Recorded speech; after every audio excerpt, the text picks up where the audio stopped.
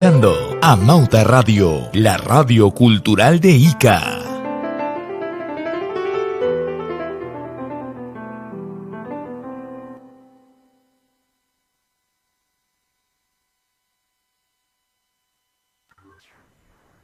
Muy buenas tardes con todos.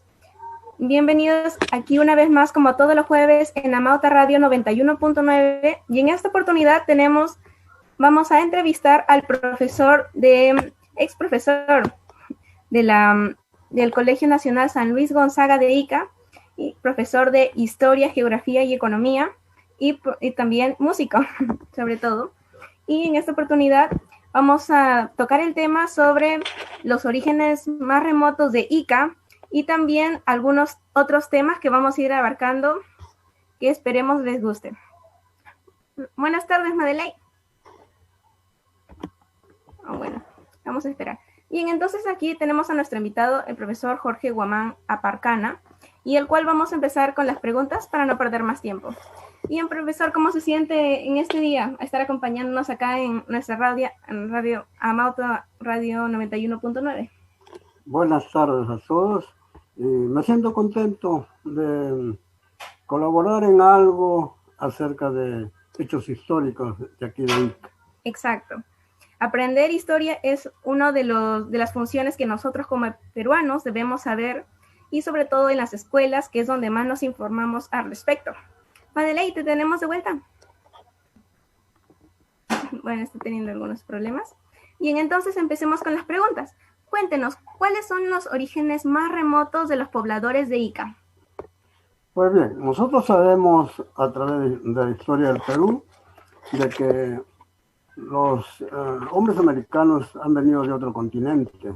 Uno dicen de Asia, otro de Oceanía, otro de Melanesia. Pues bien, una vez que se comenzó a poblar toda América, llegamos al tiempo de más o menos el siglo XII, en que aquí ya existían pues los antiguos peruanos, pero tenían un avance cultural un poco bajo, y vinieron hombres del norte del Perú, de la cultura mochica, y han venido por mar y han desembarcado en la desembocadura del río Ica. De aquí del río Ica han venido siguiendo su curso y han entrado poco a poco hasta llegar a Ucucaje, La Venta. Llegamos acá hasta donde es actualmente Pariña, Parcona, Sustanjaya, lo que es Huacachina, Comatrana, todos estos sitios, y después más hacia el norte, y han llegado a poblar hasta lo que es Guadalupe hoy día. Oh, wow. Sí.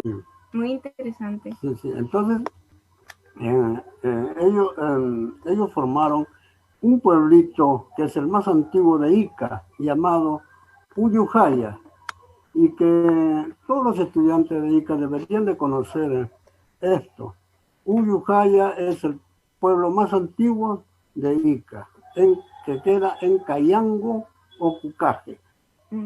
Pues bien, de aquí han venido poco a poco avanzando, no en un día, ni en una semana, ni mes, través de años han ido poblando el resto del Valle de Ica. Y para esto nosotros pues no lo decimos por decir, sino que hay vestigios, hay restos arqueológicos, hay algo que nos dice de que existieron esa gente en esos tiempos. Aquí los hombres en Ica se dedicaban a la agricultura, al pastoreo, a la minería, también a la pesca. Ellos tenían relación con la pesca. Se ha descubierto cuando han estado haciendo el camino de Comatrana a Carhuas, se ha descubierto que había un camino incaico, o sea que había una relación entre lo de la costa de aquí de Comatrana con el mar. De ahí traían los peces que pescaban. Wow, así que todo tiene su origen y me parece muy interesante, ya que en lo personal no sabía sobre esto, y estoy seguro que muchas personas, especialmente los jóvenes, no teníamos idea sobre la gran historia que tiene nuestra ciudad. Y entonces pasamos, ¿qué le parece la fundación de Ica? ¿Conoce más, tal vez? ¿Conoce exactamente al fundador de Ica? ¿Qué es lo que ha pasado con él después de la fundación? ¿Podría contarnos un poco? Sí, bueno, Luis Jerónimo de Cabrera fundó Ica el 17 de junio del año 1563. Pues bien, sabemos que los españoles habían arrebatado las tierras a los indígenas, o sea, ellos vinieron desde el tiempo de ese asesino llamado Francisco Pizarro, todo, a matar gente con tal de ellos poder adquirir lo que tanto deseaban, que era el oro, la plata, todas las tierras, y en fin, hicieron todo eso. Luis Jerónimo de Cabrera era un español conquistador y también pues era semejante a los demás. Pues bien, él fundó Ica, pero para su gente, para la gente oligarca, no para la gente pobre, para los campesinos, porque antiguamente cuando recién se fundó y tiempo después, ningún campesino podía sentarse en la plaza de armas, sino la gente de plata. Ah, Eso fue lo que sucedió. Y llama mucho la atención de que este conquistador que fundó Ica, ahora se le menciona en la letra del himno a Ica, como si fuera un gran personaje que hizo muchos méritos para la población iqueña, cuando no fue así. Si fundó Ica, bueno, pues lo fundó, pero no debía estar en la letra de nuestro himno a Ica, que es muy hermoso, solamente con lo malo de mencionarlo a él. Fíjense ustedes cómo sería que el himno nacional de nosotros, el himno nacional Perú, se mencionara a ese asesino de Pizarro. En ningún país mencionan a los conquistadores en su himno nacional. Y sobre todo Ica tampoco debió haber mencionado a Jerónimo de Cabrera. Exacto, me parece un tema que no muchos sabemos al respecto. Siempre nosotros, especialmente en la primaria, nos enseñaban nuestro himno a Ica y lo cantábamos, muchos niños lo cantamos simplemente para ya memorizarnos y no lo cantamos con el sentimiento. Pero aparte tampoco sabemos qué hay atrás del himno, las letras, de qué trata y quiénes son, a quiénes estamos diciendo.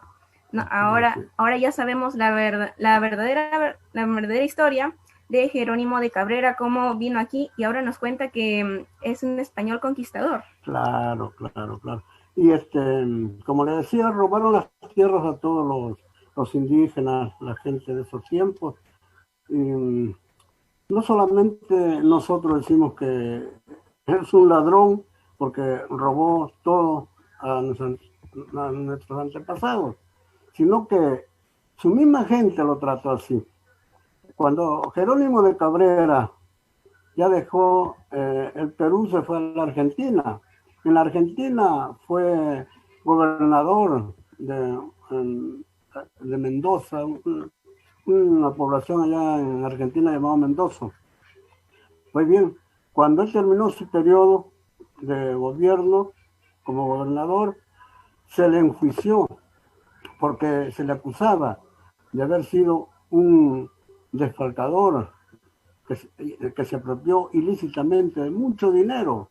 Entonces los mismos españoles lo enjuiciaron, lo encontraron culpable y lo condenaron a la pena de muerte. O sea que Luis Jerónimo de Cabrera murió en Argentina por ladrón, murió ahorcado. Y cuéntenos, profesor, ¿cómo fue que usted se enteró de eso? Porque imagino que mucha gente no sabe sobre esto. Sus profesores, imagino que algunos no sabrían de esto. ¿Qué nos dice sus colegas? Claro, es que hay siempre algunos que se dedican a hacer investigaciones en la historia y lo dicen pero lo callan. En los libros ustedes van a ver que en ningún libro de historia del Perú dice esto y todo lo tenemos callado. Imagino que tal vez algunas cosas y no solo nuestra ciudad, otras ciudades del Perú y del mismo Perú nacionalmente y en general hay algunas cosas que no están en los libros y que muchas personas no tienen conocimiento. Por supuesto. Así es. Ahí tenemos, por ejemplo, en la guerra con Chile, cuando el Huáscar se enfrentó a todos los barcos chilenos. Inglaterra apoyaba a Chile en todo. Y cuando se dio el combate de Angamos, no habían testigos. Pero más allá, en alta mar, había una flota inglesa. ¿Quién sabe si estos marinos ingleses, los oficiales ingleses, como dicen algunas revistas internacionales, que posiblemente esos oficiales ingleses han estado comandando los barcos de guerra chilenos para derrotar al Huáscar? Porque a través de como 6 meses, tremenda escuadra chilena con barcos superiores no podían con el Huáscar. El Huáscar siempre los atacaba y nunca lograban derrotarlo. Y ahí, donde no había nadie de testigos, que se realizó el combate de Angamos, es muy posible que los ingleses hayan derrotado a Grau y no los chilenos. Uh-huh. Entonces, profesor, ¿y cómo usted investigó eso? Igual con todas sus investigaciones, como dice, en los libros de historia no aparece eso. Sí, y si buscan, hay una colección de historia del Perú por Mejía Vaca, ahí van a encontrar eso. Muy bien. Y entonces, volviendo netamente a nuestra ciudad de Ica, ¿existe algunos mitos o leyendas de nuestra ciudad de Ica tal vez que conozca? Tal vez Huacachina. Claro.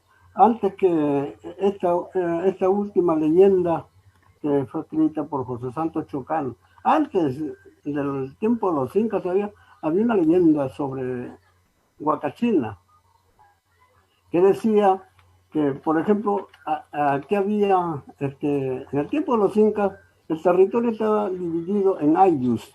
Ayllus eran como decir regiones o departamentos. Entonces había el ayllu de Ica. Había aquí en el ayllu, en esos tiempos, el gobernante, que se llama ahora, se dice gobernante, pero ese gobernante se le llamaba curaca, el curaca del ayllu de Ica. En esos tiempos hubo un levantamiento contra el ejército del Cusco, el ejército incaico. Los antis de la Amazonía se rebelaron y comenzaron a atacar al Cusco y lo rodearon. Entonces el Inca mandó hizo un llamado a todos los ayllus para que enviaran ejércitos, para que ayudaran a pelear ahí en la guerra contra los antis. Aquí en Ica, el curaca Cuyulcuri tenía una hija que se llamaba Sumatica, que significaba flor hermosa. Ella era muy hermosa. Y tenía su amante que se llamaba Ajalcriña. Y había otro que también la deseaba, que se llamaba Urco. Este Urco era su prima y era sobrino del curaca Cuyulcuri. Pues bien, dice la leyenda que el curaca Cuyulcuri forma un ejército y manda a uno de sus mejores soldados, que era Ajalcriña, el amante de Sumatica. Y se fueron a la guerra, pero Urco, que también era soldado, no fue. ¿Por qué?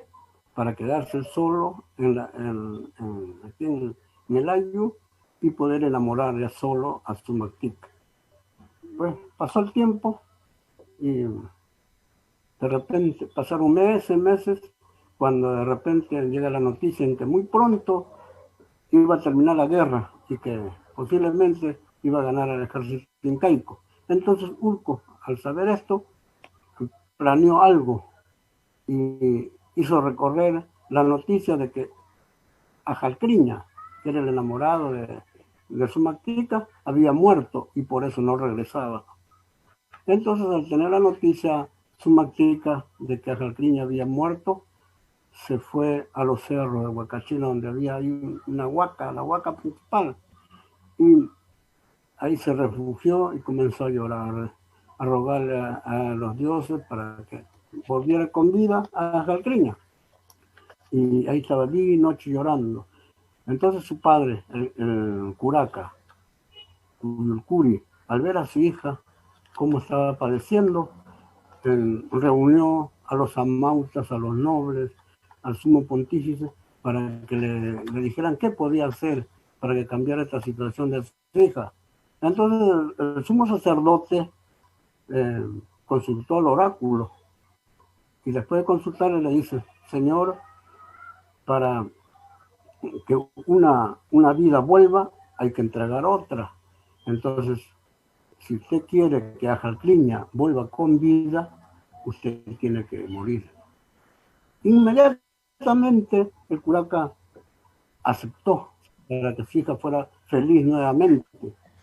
Y quedaron en que esta ejecución de curaca Suyulcuri iba a realizarse cuando saliera la luna, en los primeros días que saliera la luna.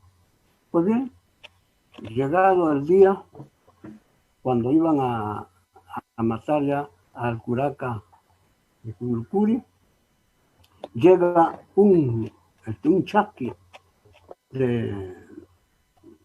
imperial y le dice al curaca que lo iban a matar de que el Inca había ordenado de que recibieran a Ajalcliña, porque Ajalcliña ya estaba llegando, dice, con vida, estaba llegando de vuelta al Ayllu. Cuando Urco se enteró de esto, se fue corriendo a tratar de matar a su mactica que estaba en los cerros de Huacachina. Así que llegó y habían unos soldados que estaban cuidando la huaca principal de Huacachina, y al ver que Urco quería matar a su mactica, estos soldados le dispararon varios flechazos y lo mataron. Al poco tiempo nomás llega Ajalcliña, que había llegado ya el amante de su mactica, y cuando llega la busca, sube a los cerros, va buscándola, hasta que llega hacia donde estaba la laguna de Huacachina, solitaria esa laguna, y Ajalcliña gritaba llamando a su mactica, gritaba, la buscaba, llamaba, pero no escuchaba nada de respuesta. Y seguía haciendo lo mismo hasta que de pronto de la laguna, del centro de la laguna de Huacachina, se oye una voz de mujer que decía: ven, amor mío. Y entonces Ajalcliña, desesperado, se lanzó a las aguas de Huacachina hasta el fondo y desapareció.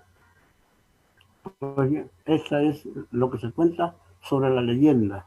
Y dicen que en esos tiempos, todas las noches cuando había luna llena, dice que se escuchaba una musiquita en la laguna de Huacachina que invitaba a todos, daba deseos de entrar a bañarse.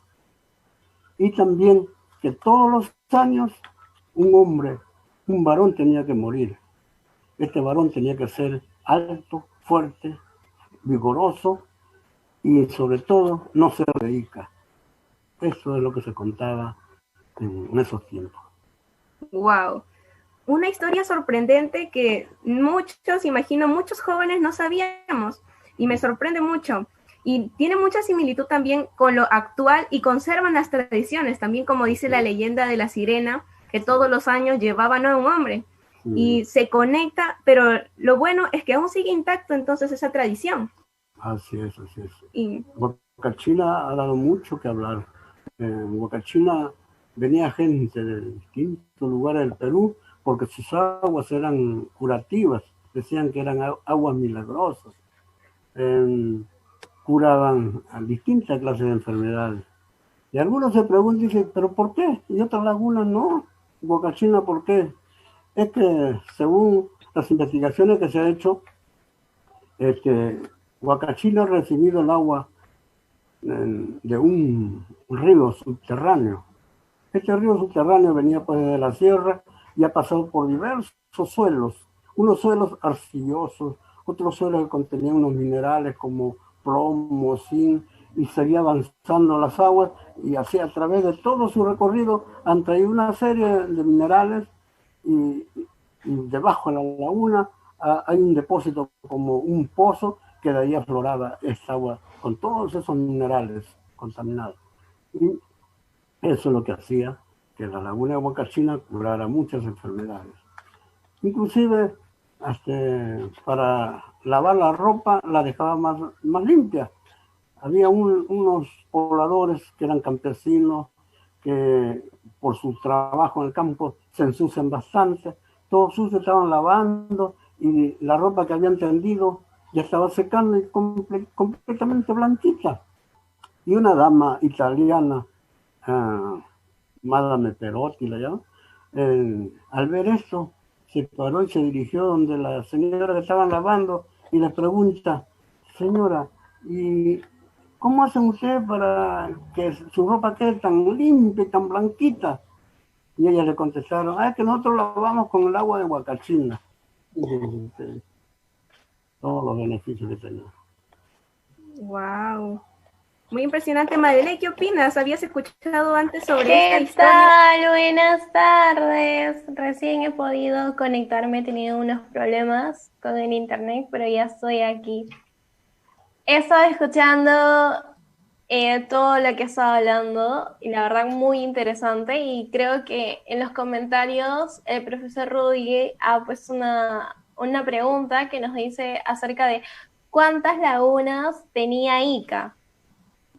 Bueno, en esos tiempos las lagunas conocidas eran Huacachina, La Huega, Corovilca, La Victoria. Y antes de La Victoria había una laguna que se llamaba Pozo de Diondo. Esas aguas daban mal olor. Oh. ¿Y qué pasó con ella, profesor? Estos poco a poco se han ido secando. La naturaleza misma no las ha no las ha destruido. Quien las ha destruido es el mismo hombre. Y mucho se dice de que quizá la gran cantidad, la inmensidad de cantidad de pozos tubulares que se han hecho, eso ha hecho que se vaya como chupando el agua del subsuelo para que las lagunas vayan poco a poco desapareciendo. Wow. Un dato muy interesante y que también creo nos puede hacer reflexionar, porque ahora solamente nos queda una laguna y la cual también poco a poco se va secando. Sí, pues. Menos mal, ahora se están tomando algunas medidas para contrarrestar esto y al menos así que nos dure un poco más. Entonces, ¿cómo cree que está Ica en esos tiempos? ¿Cómo lo ve ahora? Que en esos tiempos, ¿cómo estaban? ¿Cómo eran las personas? ¿Cómo eran las calles? ¿A cómo está actualmente? Ica, la ciudad de Ica actual, aquí donde estamos viviendo, bueno, era una ciudad pequeña, al menos desde que yo tengo uso de razón, por el año 50, Ica abarcaba desde donde es Emapica, en la calle Castrevirreina, Emapica de ahí para acá, porque el Socorro, el Hospital de Socorro estaba solitario, había una pampa. No existía La Esperanza, no existía Pedreros, no existía el Mercado Modelo, todo eso eran pampas. Habían como cochas de agua por el lado donde es San Carlos. Después, por ejemplo, el Colegio San Luis Gonzaga, todo eso era una chacra. Y cuando pusieron la primera piedra durante el gobierno del general Odría, la primera piedra en el colegio de San Luis Gonzaga, el que menos se desanimaba, ese que estaba lejos, que era una chacra, y fíjense hoy día es el centro. Pues bien, después no existía la iglesia de San Francisco, o sea, por ahí no me llegaba Ica, y por la calle San Martín hasta la esquina de la calle Camaná. Después el resto todito era campo de cultivo. Lo que es el mercado La Palma, ese era una florería, un jardín de flores. Y de ahí todo lo que es San Isidro, La Moderna, todo eso era hasta la entrada de esta urbanización nueva que hay por allá por esta urbanización donde está viviendo Willy. Hay diversas unidades, La Moderna, llegamos hasta donde es la cárcel de Cachiche, la cárcel de Cachiche, todo eso, eh, para, para acá era chacra, ¿no? Inclusive donde es el Coliseo cerrado. Y aquí en la ciudad llegaba hasta donde es Petita Ramos. De Petita Ramos para el sur todo era campos. Las únicas calles que había en Ica eran la calle Paita, la calle La Mar, la calle Ayacucho, la calle Bolívar, con la justa San Martín hasta la cuarta cuadra. Vaya. Eso era todo Ica. Wow, muy interesante al respecto. Ahora sí ha crecido enormemente con las nuevas urbanizaciones que hay. Ahora existe Pedrero, Esperanza, existe San Isidro, La Moderna, todos esos pueblitos. Adelaide, ¿tienes algunas Claro, sí, preguntas es muy también para... importante que saber que Ica es la tierra del sol, y también es muy importante conocer todo acerca, ¿no? Acerca de su historia, de las leyendas, y también conocer lo que es sus lugares turísticos, ¿no? Como lo mencionó, la Laguna de Bacachina, la Bruja de Cachiche, entre otras, ¿no? Yo tenía una preguntita para el señor Jorge, que era acerca de que si me podría comentar acerca del volcán que se encuentra en la ciudad de Ica, creo que es en el distrito de Guadalupe. Ah, sí. Sobre eso había también una especie de leyenda, que se dice que era un volcán. Tengo entendido que era un volcán de fuego. Sí, eso decían, pues. Ya sabe que las leyendas, mitos o leyendas, son una especie de cuentos que pueden ser verdad o no pueden ser verdad. Uh-huh. Lo que es verdad es los hechos históricos que están comprobados, pero las leyendas, los mitos, son unos cuentos que pueden ser verdad como no pueden ser verdad. Tienen algo de verdad, como por ejemplo el cerro. Ahí está el cerro de ¿cómo se llama? Cerro Prieto. Cerro Prieto, ahí está el cerro, eso es verdad. Sí, algunas cosas que es verdad. Se decía pues que este volcán siempre hacía mover la tierra, que había tremendo, de repente dentro del volcán existían pues explosiones y se sentían los temblores. Y para que no molestara, un día estaba aquí el padre Fray Ramón Rojas. Entonces el padre allí fue allá, comenzó a rezar y pidió a Dios de que ese volcán nunca más volviera a molestar a los iqueños, y dice que lo encadenó. Hasta ahí es la leyenda. Pero se sabe, al menos no está comprobado de que haya sido un volcán. Wow. Algo que yo no sabía hasta el momento, pero es un dato muy interesante que, repito, muchos debemos conocer, y me he fijado que también la educación ha cambiado bastante. Y respecto a las instituciones educativas, para usted, ¿cuáles serían eran los principales colegios más antiguos en Ica? Bueno, en los colegios para varones, por ejemplo, el primer colegio siempre ha sido San Luis Gonzaga, en el colegio estatal. Y en colegios particulares siempre ha sido y lo sigue siendo el colegio San Vicente. En el colegio de primaria tenemos al colegio 584, que se llamó Juan Paragacelú, después que pasaron a San Luis Gonzaga de su antiguo local en la calle Bolívar al costado de la iglesia catedral, cuando pasaron a donde es actualmente, ahí se formaron ya dos colegios, 584 y 595. Después en la calle Callao tenemos otro colegio también que se formó ahí. En lo que se refiere al colegio de mujeres, tenemos que en secundaria, en los colegios particulares más mencionados eran el San José y el colegio El Bulú. En los colegios de primaria teníamos ahí en la calle Bolívar, en la tercera cuadra, funcionaba el colegio 593, que después se llamó Olinda Maldonado Llosa. En la misma cuadra 586, colegio 586, y a la siguiente cuadra, en la cuarta cuadra, existía el colegio 582, colegio secundario 582. Este 582 se trasladó a la Plazuela Bolognesi. Y aquí había una profesora que se llamaba Margarita Santana. Ella era profesora y después fue directora de ese colegio.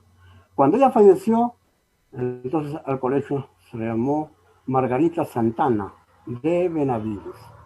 Pero es Santana, no Santa Ana. No. Ese es un gran error. Oh, wow.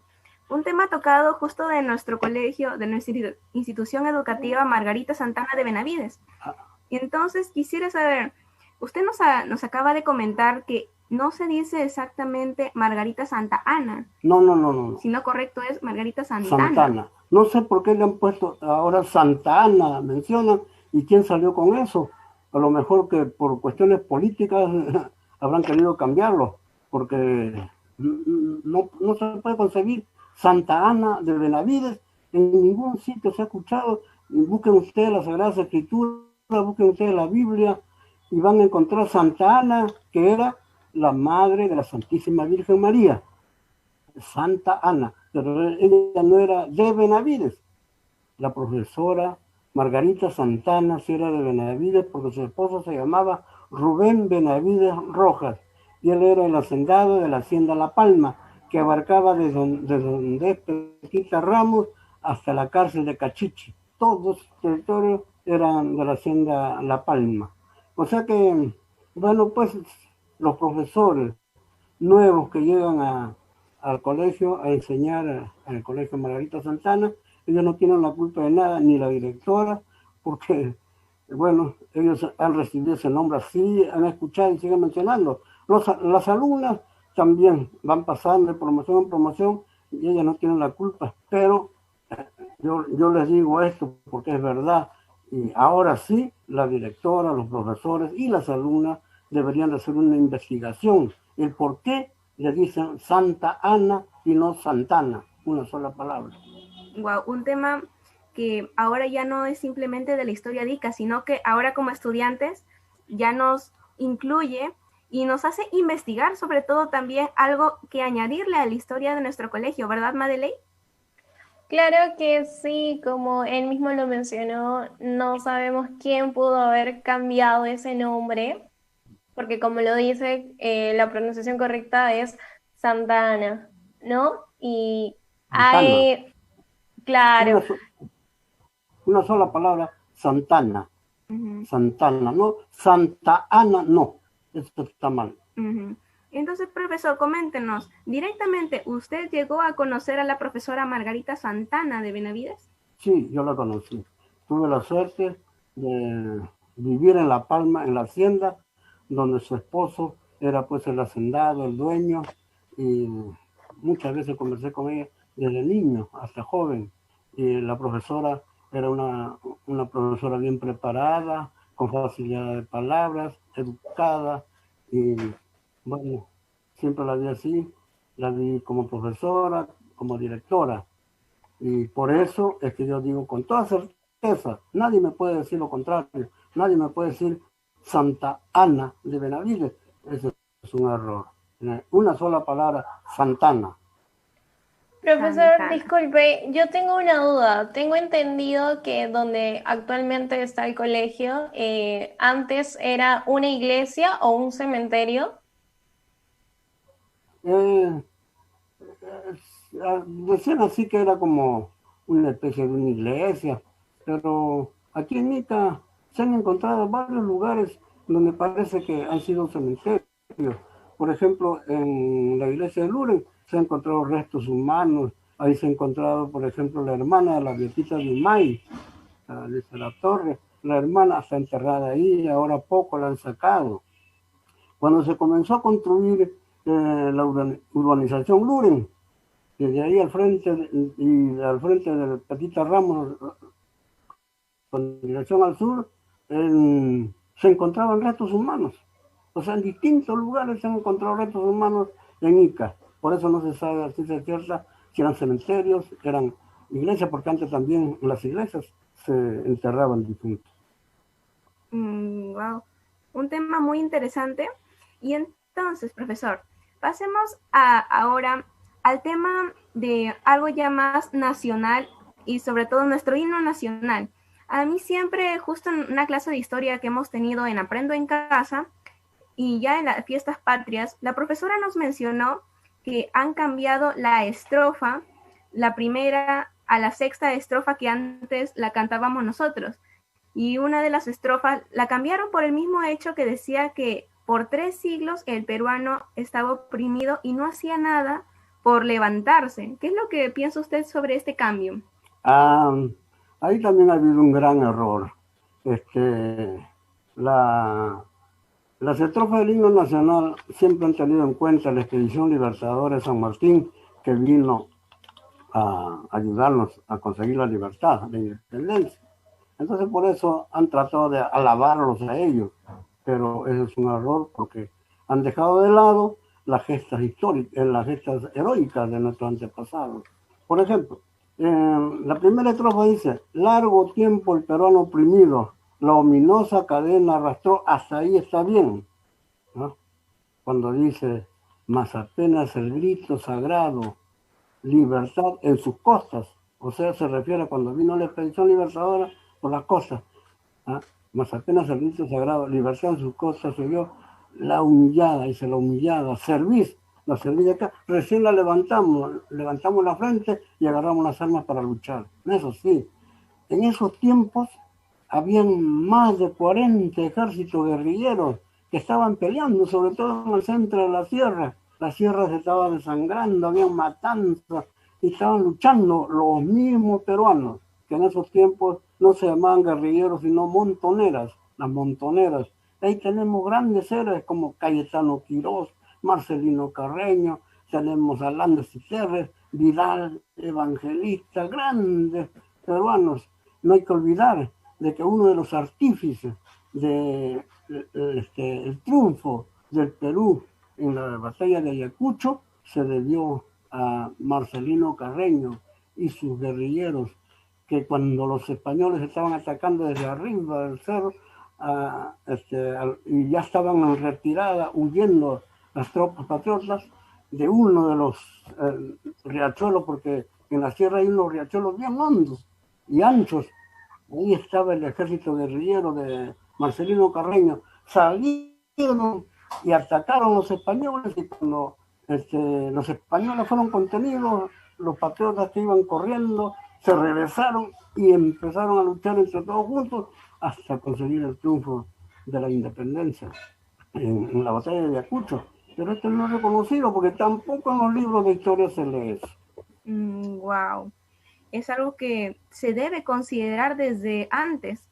Y como usted dice, hay algunos héroes que sí merecen ser llamados héroes y que no se tienen en cuenta. Y creo que no simplemente se debe mencionar a los que estuvieron justo en esas épocas de libertad.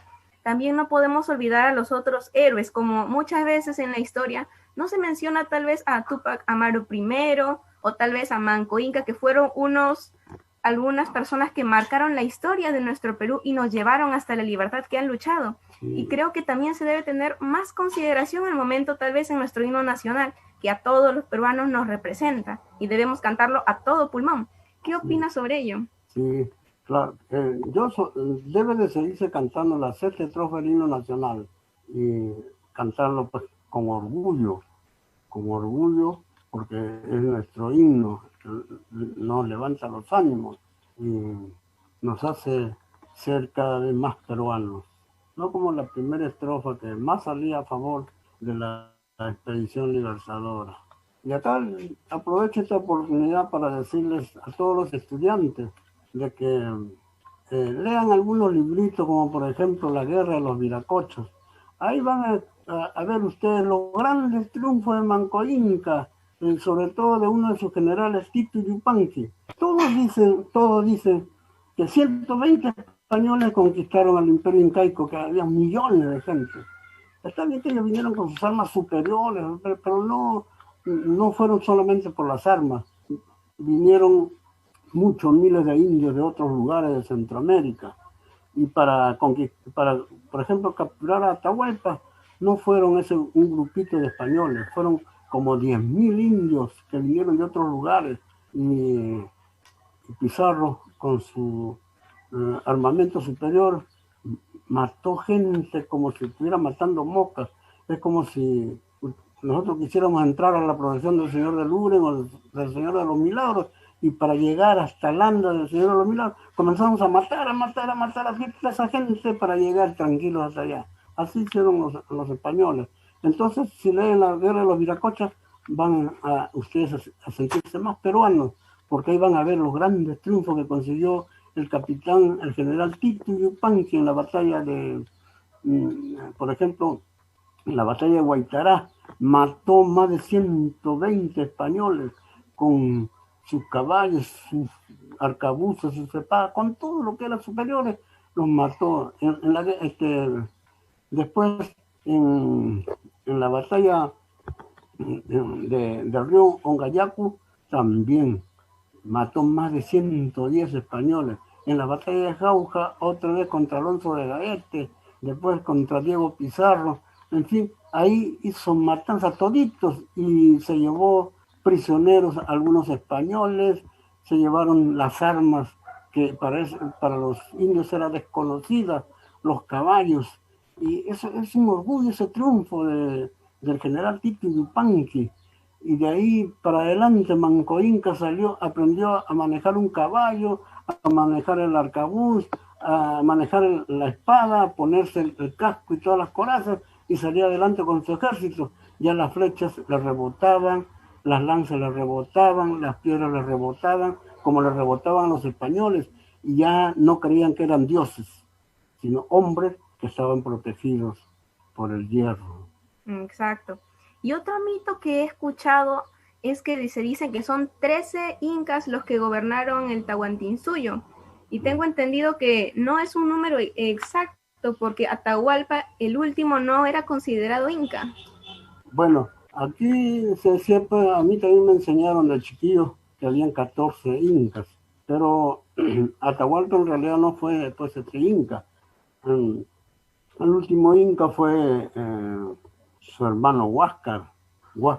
Él sí fue coronado inca, ahí en el Cusco. Y Atahualpa se rebeló en Quito, lo que es hoy día Ecuador. De ahí vino con su ejército. Y recién el ejército de Atahualpa iba por delante y había ya vencido a Huáscar y habían tomado el Cusco. Entonces Atahualpa iba avanzando para coronarse inca recién. Y sucede que los españoles lo capturaron en Cajamarca y ahí le dieron muerte. O sea que no fue inca. Ahora sí, ya creo que tenemos algo más en claro de realmente cuántos eran los incas. Antes pensábamos que era 14, y los cuales los libros de historia y muchos profesores tal vez no deben tener conocimiento, porque anteriormente a ellos tampoco se le ha enseñado. Y ahora podemos ver, profesor. Y hablando ya, estamos dirigiéndonos más al tema del Perú. Y ya que usted nos cuenta que también es profesor y músico, quisiéramos saber cómo ha cambiado ahora la educación en estos tiempos. Porque no solamente en historia, he visto que los currículums de los profesores, la educación ahora, ha dado un giro, y los cuales ya nos enseña la historia o también la literatura como antes. ¿Qué opinas sobre eso? Pues bien, cada año se va tratando de mejorar la forma de enseñanza. Fíjense ustedes, antes el alumno tenía que aprenderse todos los temas exactamente de memoria. Si uno fallaba, se salteaba algunas palabras, ya eran castigados. Y la educación era pues bien estricta, bien drástica. El alumno tenía que respetar a su profesor, a sus mayores, a sus padres, a sus vecinos, y saludar a todos. Hoy día muchos muchachos no saludan a nadie. Ven a su profesor por la calle, si quieren lo saludan, si no. Antes era más estricto, inclusive ya demasiado. Por ejemplo, cuando nosotros llegábamos tarde al colegio, había un pedazo de madera ahí con con chapas volteadas hacia arriba, y teníamos que levantarnos el pantalón y arrodillarnos ahí, aguantar el peso del cuerpo, tenía que aguantar esas chapas que nos hacían doler las rodillas. Después, si no tenían un látigo, el profesor o profesora hacía sacar la correa a algún alumno, y el otro cargaba, levantaba en el hombro al alumno, y iba el profesor o profesora y le daba duro con la correa por no haber aprendido el tema. En fin, fue drástico, y también salieron buenos profesionales. Cuando se ha quitado ya la drasticidad, sobre todo ahora que no hay instrucción premilitar, ya los alumnos hacen lo que quieren. No respetan al profesor, no respetan al director. Muchas alumnas, no todas, pues hay bastantes alumnos que son muy educados y muy inteligentes. Alumnas también muy inteligentes, muy educadas, como también hay malcriadas y hay malcriados también. Ya veo, profesor. Entonces, acá vemos algunos tipos que estamos manejando la sociedad y que hay actualmente. Entonces, cuéntenos, aquí actualmente los alumnos veo que se quejan mucho de las tareas que daban, pero anteriormente se ve que antes lo que hacíamos simplemente era copiar exactamente de un libro, traspasarlo. El profesor veía el libro, copiaba en la pizarra exactamente como estaba y los alumnos copiaban. Eso sería más traspasar un libro. Bueno, como vuelvo a repetir, han sido errores que se vienen corrigiendo a través del tiempo. No creo que antes, como estaba poniendo un ejemplo a San Luis Gonzaga, o sea, el San Luis Gonzaga de ahora no es como el San Luis de antes, que habían buenos profesores. No, antes también había buenos profesores, regulares profesores y malos profesores también. Me imagino que en los colegios de mujeres también habrán habido, sí. Siempre, y se trata de ir cambiando eso. Profesor, y veo que muchos de los alumnos tienen diferentes maneras de aprender y algunos salen de los colegios simplemente para pasar el año y poder ya tener un trabajo por el cual requiere haber terminado la escuela. ¿Y qué se hace en estos casos? ¿Qué se debería hacer? ¿Qué deberían hacer los profesores según su perspectiva para que mejore la técnica de los profesores, para que los estudiantes aprendan más y se interesen por los ámbitos? Porque cuando algunas veces les preguntamos a los jóvenes, y no solamente jóvenes, sino también ya adultos, no saben mucho de historia y tampoco les interesa aprender más. Sí, aquí esto bien tiene que venir desde la casa, los padres. Si los padres son buenas personas, los hijos van mirando y conforme van creciendo también van a ser buenas personas. Pero si los padres son unos groseros, hablan groserías delante de los hijos, no se arrepienten entre el esposo y la esposa, los hijos igualitos van a ser. Los padres que apoyan tanto a los hijos y las madres también, esos muchachos cuando sean adolescentes van a ser unos malcriados. Pero hoy ya vemos que hay demasiada protección. Si un profesor llama la atención fuerte a un alumno, se va llorando de su mamá, su papá, y viene el padre de familia y está esperando al profesor para agarrarlo a golpes. Claro, eso es muy cierto. Así es. Y las madres de familia se ponen bien alterados. Entonces así no conseguimos nada. ¿Qué va a hacer el profesor? Ya no quieres que te exijan, no te exijo. Tú ves si aprendes o no aprendes.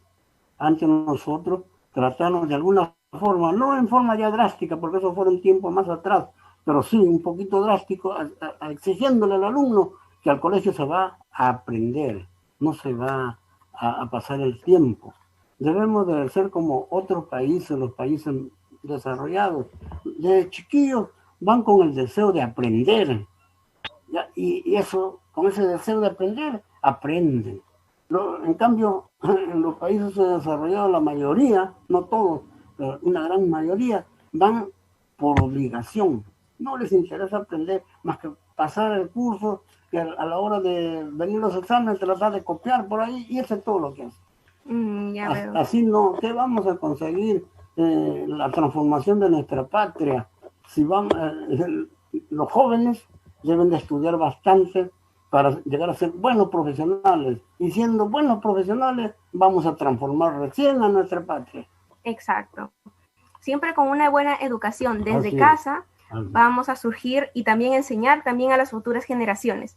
Y bien, ya hasta acá estamos llegando al final del programa y que esta vez es muy informativo y la cual acá también tenemos las recomendaciones de muchos libros. Hemos tocado los temas de los mitos sobre Ica, cómo se fundó, quién fue realmente su fundador y sobre todo cómo fue el Perú antes, Ica. Y también nos da un gran mensaje y la cual siempre es la educación, siempre querer aprender sobre todo. Y bien, acá llegamos hasta el final de nuestro programa. Madeleine, ¿algunos saludos? Sí, antes de que termine, quisiera hacer una pregunta que es acerca de qué instrumento toca el profesor. Yo toco saxofón. Aprendí en el colegio San Luis Gonzaga, tocando clarinete requinto, y me enseñó un gran profesor que es el maestro Carbajo, Eliseo Carbajo. Wow. Después cuando terminé secundaria, estaba estudiando en la universidad. Todos mis estudios universitarios que tuve, yo iba al colegio a enseñar, a colaborar con mi maestro, a enseñar a los demás alumnos. Y cuando salía San Luis Gonzaga desfilando, yo estaba como alumno también tocando. Y así empecé más o menos ya como profesional a desenvolverme en orquestas, en bandas de músicos, en peñas criollas aquí en Ica, ya yo solo, más o menos en el año 63. Desde ahí vengo hasta ahora tocando. Conozco a los músicos más antiguos que han habido, los músicos criollos más antiguos que han habido, unos buenos músicos. ¿Como cuáles? A ver, ¿nos podría comentar? Por ejemplo, tenemos a Luis D'Alorzo, un buen guitarrista, a Vila, otro buen guitarrista, otro, de apellido Moyano, tremendo guitarrista. El Chino Belí, que le llamaban, era un gran cantante, tenía una voz que no necesitaba micro, y en esos tiempos tampoco se usaban los micros. Tenemos a los hermanos Peña, Kiko Ormeño, Lucho Palacios, y así bastante música. Wow. Algo que también debe prevalecer, también los talentos que actualmente también creo están escondidos en cada joven y debemos sacarlo a flote. Sí. Y algo más que debemos nosotros de darnos cuenta de lo que sucede hablando de música.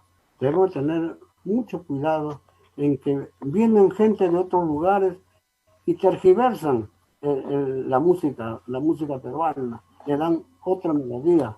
Por ejemplo, escucho hasta ahora a Julio Jaramillo que canta un vals Fatalidad, empieza dando con una melodía en segunda voz hasta la mitad de la canción. Y antes no, los viejos de antes cantaban como era el vals. Y ahora, ¿qué pasa? Los muchachos que salen, los nuevos músicos, escuchan a ese cantante y toditos van aprendiendo y ahora ya toditos cantan como lo cantó Julio Jaramillo, tergiversado el vals. Y por otra parte, una revista un cancionero que sale de un tal Anjarín Injante. ¿Cómo cambia la letra? He revisado esos cancioneros en muchas canciones, cómo cambian la letra y los muchachos como no saben, se lo aprenden y así se va malogrando nuestra música. Un dato que nos hace reflexionar a todos los peruanos y nos hace querer volver a como éramos antes. Y la música ya se ha ido cambiando a los tiempos, pero la cual creo no ha ido evolucionando. Sí, exacto. Y bien, lamentablemente ya estamos llegando al final de este programa. Muchas gracias, profesor, por darnos la oportunidad de tenerlo aquí y compartirnos un montón de información que estoy segura a muchos jóvenes les va a servir, y no solo de la historia y de la sociedad, sino también de la música. Y esperamos Tatiana, Tatiana, un momento antes de terminar el programa, quería felicitar al profesor por adelantado, que el día sábado es el día del músico, felicitarlo y agradecerle por aceptar la invitación. Nadie más que él conoce toda la historia de Ica y poco a poco nos ha ido explicando acerca para poder enriquecernos más. Nosotros como iqueños que somos tenemos que saber toda la historia de nuestra querida Ica. Y mandar los saludos al profesor Rudy, a Jesús, a mi familia. Y una vez más, muchas gracias y felicitaciones. Exacto. Bien. Yo también estoy muy agradecido por la oportunidad que me han dado para dirigirme a ustedes. Y con todo, me quedo contento de una vez más hacer una explicación de los pocos conocimientos que tengo acerca de mi Ica querida. Muy bien, profesor. Y esperamos tenerlo una vez en otra oportunidad para que también nos cuente más sobre impartir más su conocimiento, y no solamente esta vez de Ica, sino tal vez internacionalmente y un poco más sobre la música. Sí, esperamos tenerlo en otra oportunidad. Y bien, y hasta acá que sí. llegamos. Hasta luego.